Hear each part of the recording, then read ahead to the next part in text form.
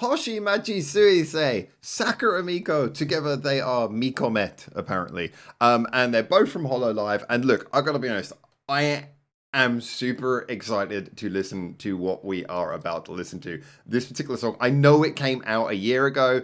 As I've mentioned, for anyone who's new to this channel, I have been kind of catching up with the Hololive stuff. I'm a music first kind of person, but it's the music that got me into it, and I've been enjoying so much of the content. And to be honest, when it comes to SUISEI, she has been one of the artists who I've covered most excitedly on my channel. Looking through here, I typed in Hololive into my channel to see what would come up, and so I've covered SUISEI songs a couple of times, covered Fubuki, obviously, even talked about Hololive music on Ears to the East, the podcast I do. I did the Gorgoro song, SUISEI obviously with Ado and Yoasobi, but I've also done Sakura Miko's music, and I gotta be honest, when it comes to Sakura Miko, it's more that I really enjoy her videos. So she's kind of more like the personality who I very much enjoy her content outside of music.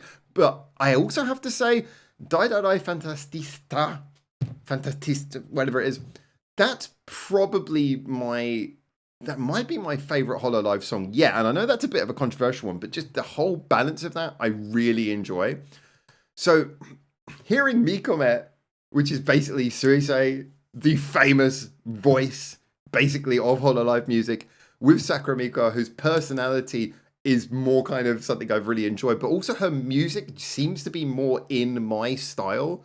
And this also came across when they did there was the Sakura Miko song with Korone earlier this year, the Mi Korone song. I absolutely loved that as well. The video for that is brilliant as well. In fact, I watched that off the cuff before I really knew at the time that I was getting into the Hololive stuff. And I watched that on a Twitch stream, and I believe one of my followers did actually record my Twitch reaction. So we're trying to get that and upload that hopefully sometime soon, but that's not posted on my channel. But yeah, I loved the Mi Korone song as well. So anyway, as you can see, there's a lot of things leading us up to the point that I am super excited about this. There's been so much of a music coming out recently. I haven't had the chance to get into doing this, and I've been waiting to do this for kind of months now.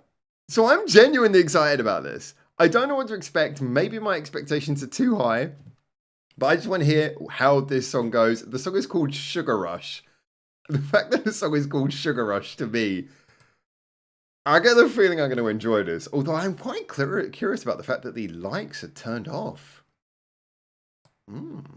Okay, let's have. Oh, we can see the staff here. So it's done by Taku Inoue and Deco27. So you got some big names on it. I got to be honest, Taku Inoue has done some songs that I've really enjoyed. So there is some good names behind this.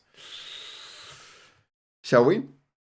I'm genuinely excited, but can I just say that thumbnail definitely got me interested about the video. Let's go.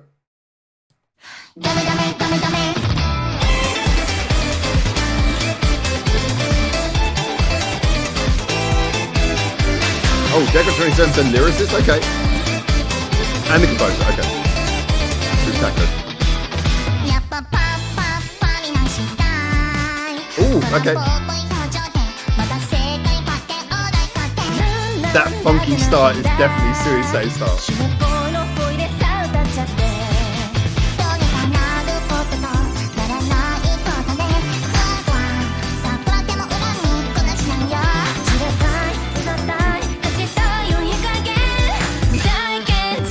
Alright, here we go, chorus time.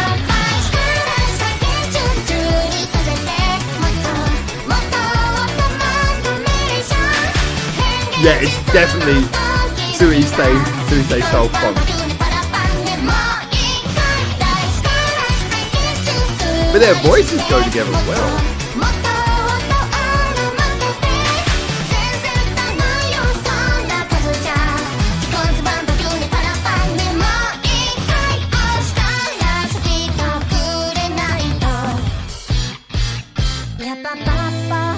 Oh, that's an interesting switch. I guess, as expected, this song's got so much going on in the video as well. There's barely a moment to comment.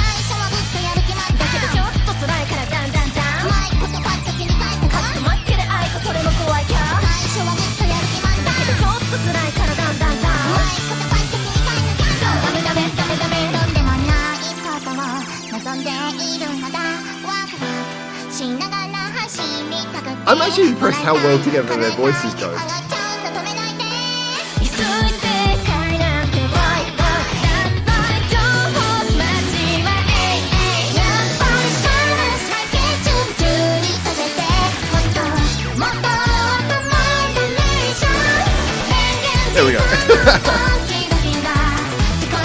Oh, they made you wait for that drop, didn't they?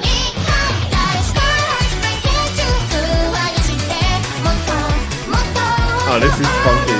This is funky.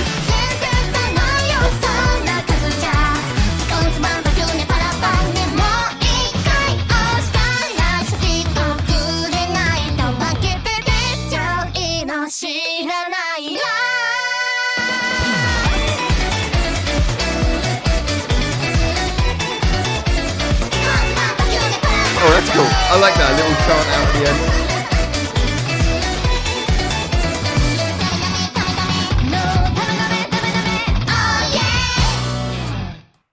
Okay, straight up, so much about that was kind of what I guess I should have expected, and yet I'm really happy for it anyway. There is so much going on in this. This is the difficulty about doing first reactions. There's so much I have to remember from this to comment on. Now, first things first, just talking about the song. As I say, the song definitely gave me more of a vibe of what SUISEI has been doing previously. But then again, given that SUISEI has been, whatever you personally like, has been the more successful musical artist, I can understand leaning towards her particular propensity for funk-based music. Definitely, though, I think that if you were to ask most people going in, the initial concern would maybe be, is SUISEI's voice going to be the obviously more powerful? And for me, the best way of approaching that is to have them both be complementary by how different their voices are. And I think that was nice. I think that they went between their voices. There was a bit of call and answer that allowed you to have the difference between SUISEI's slightly more mellow, like soulful vocal and the cheekiness of Sakura Miko's vocal. I think they played off against each other well. It gave the song a bit more energy. That variation gave it a bit more life, made it feel a little bit more like it was progressing in an interesting way. You know, those changes between two different vocal styles is often a very powerful thing to have. And I think that's the main thing that this song just did. It just let you go between the two vocalists, back and forth and back and forth. And that variation added a lot of extra interest to the song. So I actually think, yeah, this was definitely credited for having two singers who were very different. It was part of the power of the song. The song, again, kind of going in that funky direction, but it was really funky and it had a chorus that paid it off really well. Now, interesting thing, I was going to say, and what I probably would say about this song is that, okay, it was a catchy chorus, but I wouldn't say it's the catchiest chorus. But I recently put out a video about Caramel Pain where I said the same thing.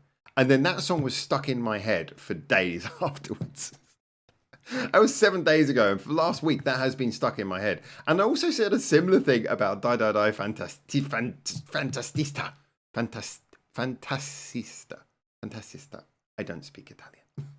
I said a similar thing about that song, and yet that song also got stuck in my head a lot longer than I expected. So I want to say, well, this is catchy, but it's not super catchy, but something about Hololive songs, they end up getting caught in my head a lot longer than I expect. And I think a lot of that might be down to how funky they are, because often a catchy melody on its own is not the whole picture. The song's got to kind of have you kind of got to get in your head caught that idea of just how funky it is. It's got to kind of elicit that emotion that it's not just a melody, but it's also got something more funky about it underneath. It really makes you want to dance. And this is a very dancey, funky song. So I get the feeling that even though this doesn't feel like the most catchy chorus, I'll let you know in a week or so if it's still stuck in my head. Or even if it's replaced Caramel Pain by that point. The video is what you'd expect. Charming as hell. It reminds me a little bit of the miComet thing, where in that one there was a lot of movie references and a lot of game references. This was doing that a bit as well. They were disappearing into like video games and they were sharing a lot of video game moments, which is of course reminds you a bit of that's a really cool scene, by the way. I really like that. It reminds you a lot of the Yoyogi. She's at Yoyogi Station. I can just about read that. It's on the Yamanote line, so I believe it. And you know, there's this feeling that the video is just kind of like this. You know, they're playing the games again. It's playing into that sort of fantasy world which Hololive is all about. It's about escapism. They play a lot of games on their streams. You know, that's the whole vibe that it's playing into, and I think that's nice. It's charming. It feels in character, but it's also a very colourful world they give them. It's bright. It's fun. It's playful. It's not as insane as the miComet video, but then again, the song is not playing for insanity. Like the miComet video is all about like absolutely going wild and insane and just lunacy. Whereas this is more of a rooted, standard, funky pop song with a bit of a cheeky element, but it's more about that. And so for me, the video was just about right. nice and expressive, but not over the top. Yeah, this was definitely more of a straight up pop song in all those kind of ways. But I did appreciate that they went a little bit wild in the bridge, and we kind of got that kind of little bit of a grungy bit. I love them. I don't know why Sakura Miko always has like a guitar. This time it's a bass guitar. Before she, like in the other video, she had like a little Les Paul. Now she's got a bass. Yeah, she's playing the bass. All right, fair enough. Miko can apparently play all the instruments. But yeah, I really definitely get a feeling when I listen to this that there were clever ideas put into the song. So even that, and this is true a lot of the time, because for me, this feels more like a Suisei song. And I think this is very true of Suisei songs. They tend to be rooted in kind of like a central funky idea, but then there'll be playful things happening with like little sounds coming in and out, and just like playful things, like I say, with the bridge here. When the bridge comes in, was it around here? Might have been before this. Yeah.